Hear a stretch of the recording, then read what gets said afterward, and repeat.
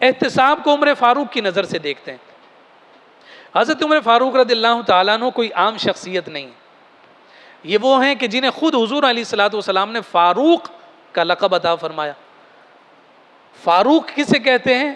فرق کرنے والا، حق اور باطل کے درمیان فرق کرنے والا عمر بن خطاب رضی اللہ تعالیٰ عنہ۔ یہ مراد قلب رسول ہیں جن کے لیے حضور نبی رحمت صلی اللہ علیہ وسلم نے خود دعا فرمائی، اللہم اعز الاسلام باحد الرجلین، اے باری تعالیٰ دو لوگوں میں سے ایک کے ذریعے سے اسلام کو عزت عطا فرما۔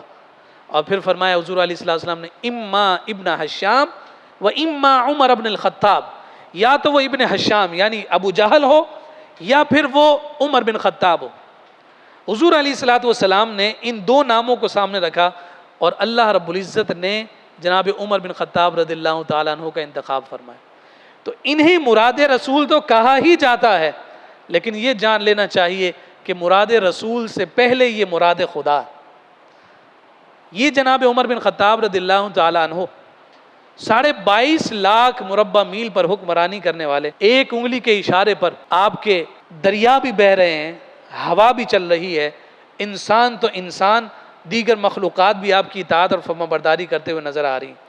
اتنے بڑے منصب پر فائز شخص کے ذہن میں، دل میں اگر تفاخر پیدا ہو بھی جائے تو یہ کوئی معمولی سی ہی بات ہوگی کہ اتنے بڑے منصب کا حامل ہے، کوئی بات نہیں، تھوڑا بہت تفاخر تو جائز ہو ہی جائے گا۔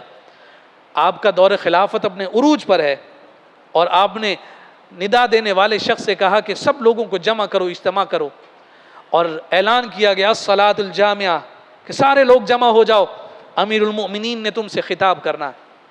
جناب عمر بن خطاب رضی اللہ تعالیٰ عنہ کے حکم پر سارے مسلمان مسجد نبوی میں جمع ہو گئے، بڑا جم غفیر لگ گیا۔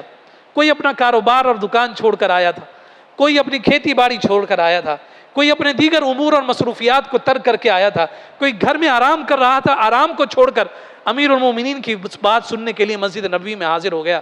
جب سارے لوگ جمع ہو گئے، جناب عمر بن خطاب رضی اللہ تعالیٰ عنہ ممبر پر جلوہ افروز ہوئے اور آپ نے خطبہ ارشاد فرمایا۔ خطبہ کیا تھا؟ اللہ کی حمد اور مصطفیٰ کریم صلی اللہ علیہ وسلم پر درود پڑھنے کے بعد آپ نے ایک قبیلے کا نام لیا کہ فلاں قبیلہ ہے کہ میں اسلام لانے سے قبل اجرت کے طور پر ان کی بکریاں چرایا کرتا تھا۔ اتنا ذکر کیا، فرمایا وما علینا الا البلاغ، سب لوگ واپس چلے جاؤ۔ صرف اتنی سی بات کہنے کے لیے آپ نے پورے مجمع کو جمع کیا۔ جب سارے لوگ چلے گئے تو آپ کے جو خاص رفقا تھے ان میں سے ایک نے کہا کہ حضرت یہ کیا بات ہوئی کہ آپ کا اتنا جاہ و جلال ہے، اتنا جاہ و حشم ہے، اتنی عزت تکریم، اتنا مقام مرتبہ ہے، آپ کے سامنے قیصر و کسریٰ کے دربار میں رہنے والے سلاطین آپ کا نام سن کر کانپتے ہیں۔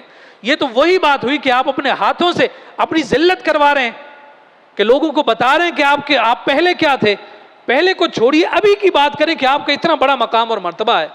جناب عمر بن خطاب رضی اللہ تعالیٰ عنہ نے فرمایا میں یہی تو چاہتا تھا، میں گھر میں بیٹھا تھا، میرے ذہن میں ایسی خیال پیدا ہو گیا کہ عمر تو امیر المومنین ہے۔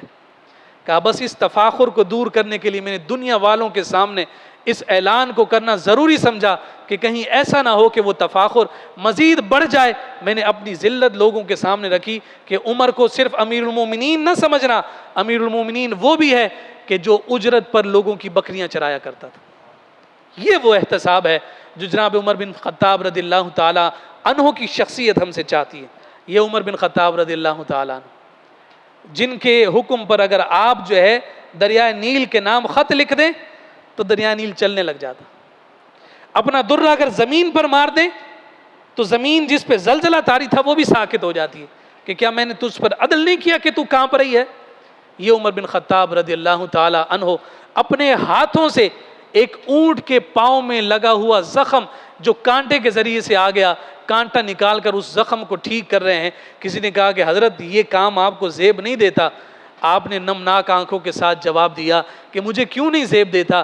کل کہیں اگر اسی جانور نے رب کی بارگاہ میں میرا شکوہ کر دیا کہ میں عمر کی رعایا تھی اور اس نے میرا خیال نہ کیا تو میں اپنے رب کو کیا جواب دوں؟ یہ احتساب